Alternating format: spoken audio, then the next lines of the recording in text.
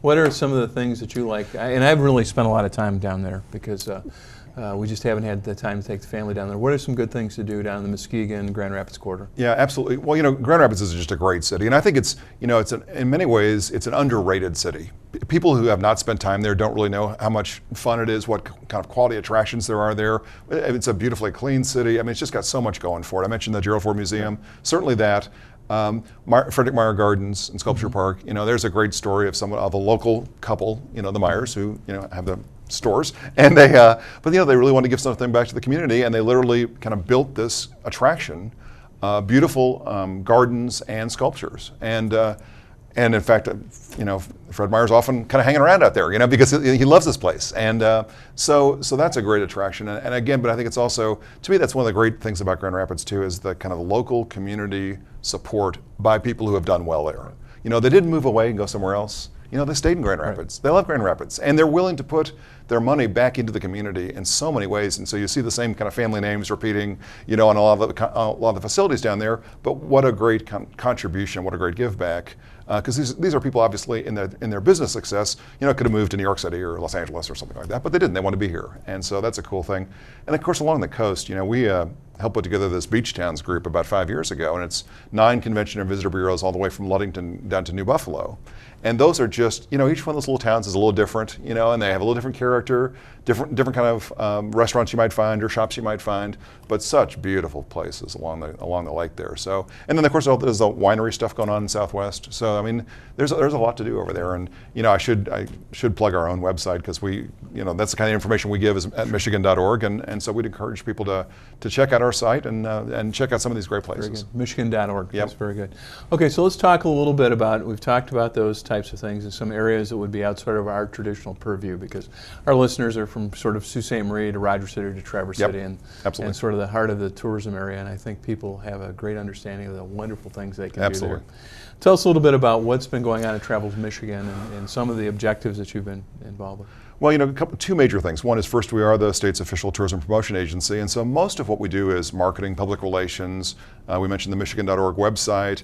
We have an email newsletter consumers can sign up for at Michigan.org if they want to get a monthly email from us on some tips on upcoming events or new attractions, like we talked about with the DIA and some of those. So that's our focus. We really have 2 primary markets right now. One is the Michigan market itself, our own residents, because about 70% of the leisure trips in Michigan are by Michigan residents.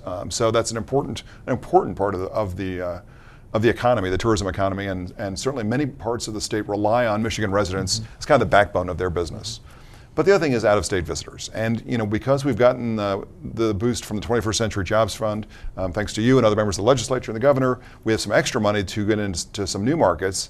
And our primary markets are the Midwestern markets. So it's Chicago, Indianapolis, Milwaukee, Cincinnati, Cleveland, Ontario, Canada. Those are the places where we're most active.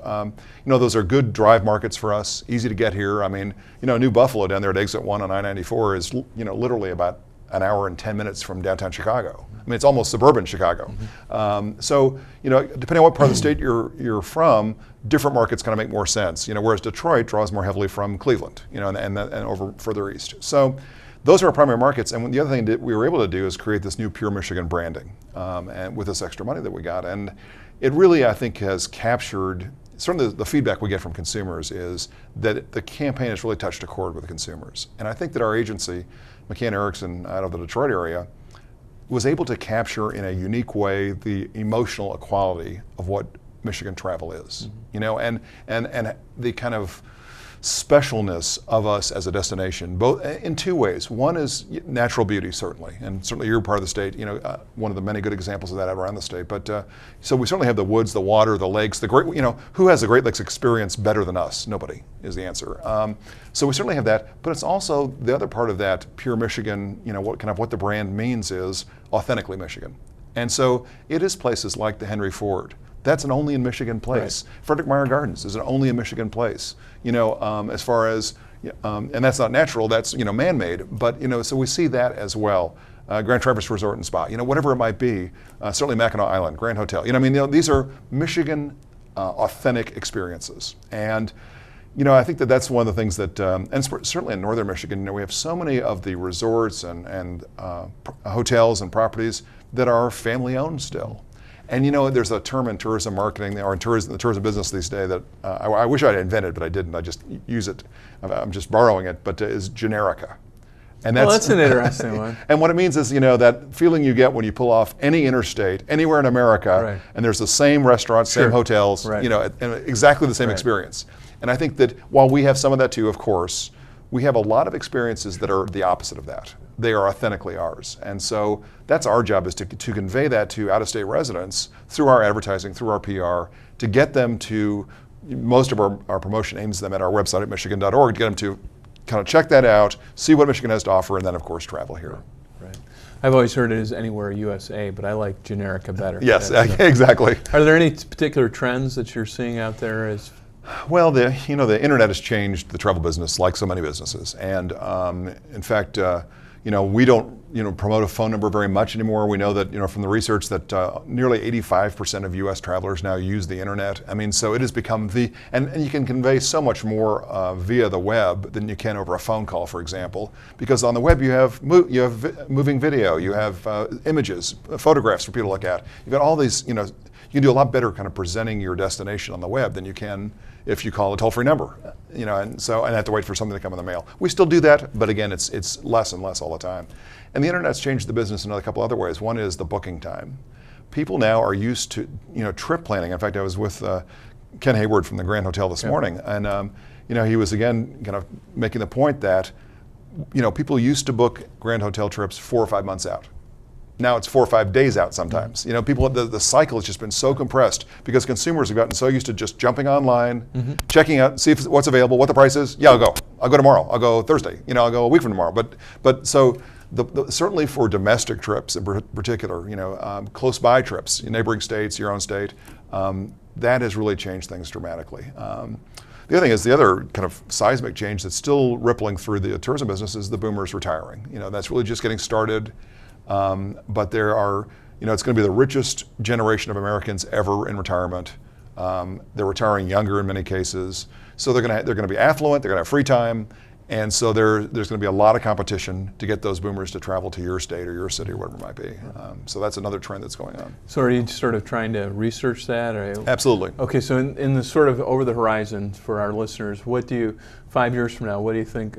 Internet even more, or are they going to start building up dossiers on people so that they know that they like, Italian food when they're going trout fishing in the UP, or how does that all? Well, what do you see? I think that certainly as the internet's capabilities continue to grow and expand, I mean, even with our own site, we've added video, which we didn't used to have. It used to be just, we had really nice still images, but that's kind of old-fashioned web technology now. And so now we're adding video links that anybody, if you're a city convention bureau or a hotel or attraction and you have videos, then we want to have links to your videos on our site. We're going to start adding some user content because that's another big trend that's going on is, there are all these sites where travelers post their own reviews of places. Sort of the blog type of a concept. Exactly. A site like I Go You Go, for example, or TripAdvisor.com. Those are kind of global travel commenting sites. And so we want to give consumers a chance, or we'll roll out sometime this summer, the ability for consumers to tell us about their favorite Michigan kayaking place, their favorite Michigan hunting place, which I know you're interested in, their favorite, whatever it might be. I mean, chances for people to share both their experiences in text and also photos of places they really like. So that's another. So you're encouraging for what I would call the mom and pops that are not in part of Generica. I like that. Exactly. Is it Generica? Generica, yeah. Generica. Yeah. Is that to try and sort of customize as part of the marketing, to give them sort of the specialties and continue to drive it towards the web. Absolutely, and I think that that's the point is that somebody who has a unique, say, bed and breakfast or a small hotel or resort, should not feel envious of the chain motels that are nearby, but look for ways to differentiate themselves from them. How can I make the fact that I'm not like every place else part of my appeal? Because consumers do really want that, and there is that personal part too, and that's true whether it's you're part of a hotel chain or not. Can you do something special with your service that kind of sets you above the rest? So even if your property looks like other properties from that same chain, maybe you're doing some of the chains have done this with always having warm cookies at the front desk when you check in, or whatever it is. Always having fresh fruit. Using Michigan products in a unique and clever way. Those are all things that the visitor remembers. And all those things are part of what the experience of travel is. It's not just where you stayed or even just or what you did. It was who were the people you met. You know, what was the guide like on your kayaking or canoe trip?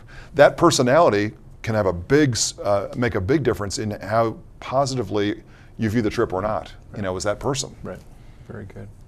All right, so we've talked a little bit about the trends. Tell me a little bit about sort of what you saw last summer, what you saw over the winter seasons. Yeah, we continue to, we saw a little bit of growth as far as occupancy rate at hotels, for example, is one of our kind of key benchmark measures. And we're up a little bit, but we're still below the national average significantly. Frankly, the